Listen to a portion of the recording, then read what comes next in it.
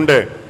ആ നിയമം ഉണ്ടാക്കിയത് എപ്പോഴാണെന്നും ആ നിയമം മൂലം അമേരിക്കയുടെ കോൺഗ്രസിനോടും അമേരിക്കയുടെ പ്രസിഡന്റിനോടും അമേരിക്കൻ സഭ ആവശ്യപ്പെടുന്നത് എന്താണെന്നും മനസ്സിലാക്കുമ്പോൾ മാത്രമാണ് ഈ ആണവ കരാറിലൂടെ ഇന്ത്യയിലേക്ക് കടന്നു വരാൻ പോകുന്നത് അമേരിക്കൻ സാമ്രാജ്യത്വമാണെന്നുള്ളത് നമ്മുടെ മുമ്പിൽ അനാവരണം ചെയ്യപ്പെടുന്നത്.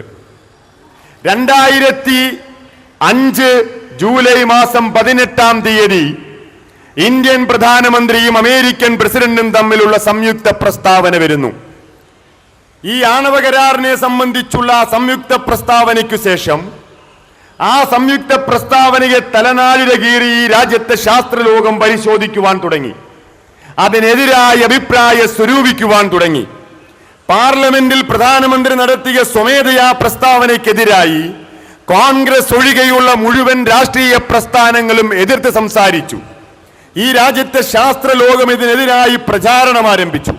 ഈ രാജ്യത്തെ അറ്റോമിക് റിസർച്ച് ഏജൻസിയുടെയും ഡിപ്പാർട്ട്മെന്റ് ഓഫ് അറ്റോമിക് ഡിപ്പാർട്ട്മെന്റ് ഏജൻസിയുടെയും ഒക്കെ തലവന്മാർ, ശാസ്ത്രജ്ഞന്മാർ ഇതിനെതിരെ നിരവധി ലേഖനങ്ങൾ എഴുതി.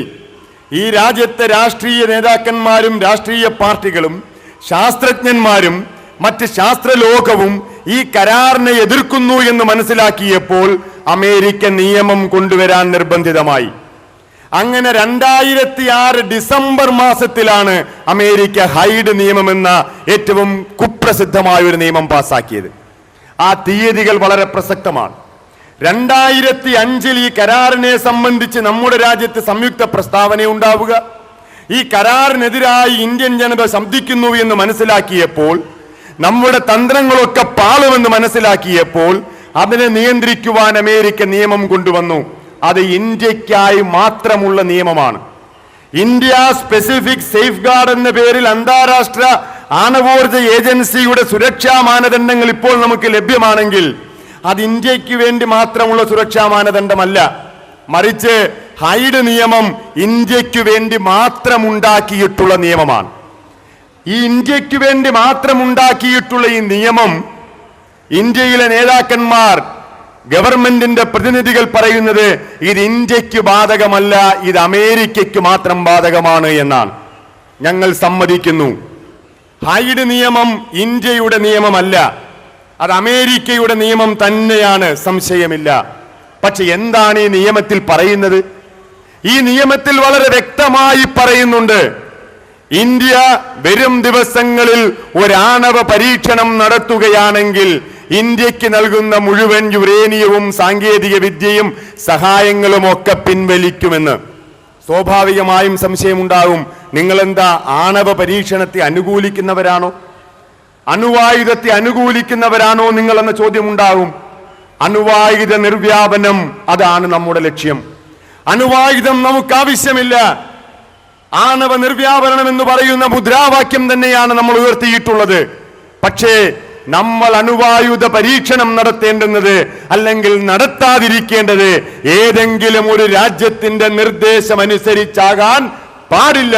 അത് നമ്മുടെ പരമാധികാരത്തിന്മേലുള്ള കടന്നുകയറ്റമായി തന്നെ നമുക്ക് വ്യാഖ്യാനിക്കേണ്ടി വരും. ഹൈഡ് നിയമം പറയുന്നത് അതാണ്. നിങ്ങൾ ടെസ്റ്റ് നടത്തുകയാണെങ്കിൽ, പരീക്ഷണം നടത്തുകയാണെങ്കിൽ ഈ കരാറിൽ നിന്ന് പിന്മാറുവാൻ അമേരിക്കയ്ക്ക് അവകാശമുണ്ട്. അവിടം കൊണ്ടും ഈ നിയമം തീരുന്നില്ല. ഈ നിയമം വളരെ വ്യക്തമായി പറയുന്നുണ്ട്, അമേരിക്കയുടെ നിരവധി പദ്ധതികളിൽ ഇന്ത്യ ഭാഗവാക്കാകേണ്ടിയിരിക്കുന്നു. അതിലേറ്റവും പ്രധാനപ്പെട്ടത് ഇന്ത്യയുടെ ചിരകാല സുഹൃത്തായിരുന്ന, വരും ദിവസത്തെ നമ്മുടെ ഇന്ധന പ്രതിസന്ധിക്ക് ഏറ്റവും നല്ല പരിഹാര മാർഗമെന്ന നിലയിൽ നമ്മൾ കണ്ടെത്തിക്കൊണ്ടിരുന്ന ഇറാൻ പാകിസ്ഥാൻ ഇന്ത്യ പൈപ്പ് ലൈനുമായി ബന്ധപ്പെട്ട് ഇറാനെതിരായി നടപടി സ്വീകരിക്കുവാൻ ഇന്ത്യ തയ്യാറാകേണ്ടി വരും. ഈ നിയമത്തിൽ പറയുന്നു, ഇറാനെതിരായി, ഇറാനെ ഒറ്റപ്പെടുത്തുവാൻ, ഇറാനെതിരായി സാങ്ഷനുകൾ ഏർപ്പെടുത്തുവാൻ, ഇറാനെതിരായിട്ട് ഉപരോധം ഏർപ്പെടുത്തുവാൻ അമേരിക്ക തുനിയുകയാണെങ്കിൽ, തുനിയുന്ന ഘട്ടം വന്നാൽ അതിനെ സഹായിക്കുവാൻ ഇന്ത്യ ബാധ്യസ്ഥമാണ് എന്നതിൽ എഴുതി വച്ചിരിക്കുന്നു. മറ്റൊന്ന് ഈ നിയമത്തിൽ എഴുതി വച്ചിരിക്കുന്നത്, അമേരിക്കൻ പ്രസിഡന്റ് ഓരോ വർഷവും അമേരിക്കയുടെ സഭ മുമ്പാകെ, അമേരിക്കയുടെ പാർലമെന്റ് മുമ്പാകെ നമ്മുടെ രാജ്യത്തെ ആണവ ഗവേഷണ പരിപാടികളെ കുറിച്ച് റിപ്പോർട്ട് നൽകേണ്ടിയിരിക്കുന്നു. ഈ നിയമത്തിൽ എഴുതി വെച്ചിരിക്കുന്നത് ഒരു പ്രോളിഫറേഷൻ സെക്യൂരിറ്റി ഇനിഷ്യേറ്റീവ്.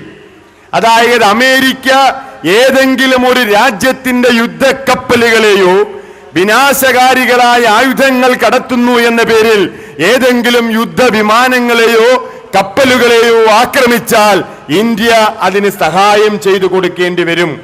അതിനാവശ്യമായ ഇന്ധന സൗകര്യവും അതിനാവശ്യമായിട്ടുള്ള വാർത്താവിനിമയ സൗകര്യവും ഇന്ത്യ ചെയ്തു കൊടുക്കേണ്ടി വരുമെന്ന് ഹൈഡ് നിയമത്തിൽ ഏർപ്പെടുത്തിയിരിക്കുന്നു. അത് ഉറപ്പുവരുത്തുവാൻ അമേരിക്കൻ പ്രസിഡന്റും അമേരിക്കയുടെ പൊതുസഭയും ബാധ്യസ്ഥമാണ് എന്ന നിയമത്തിൽ എഴുതി വെച്ചിരിക്കുന്നു.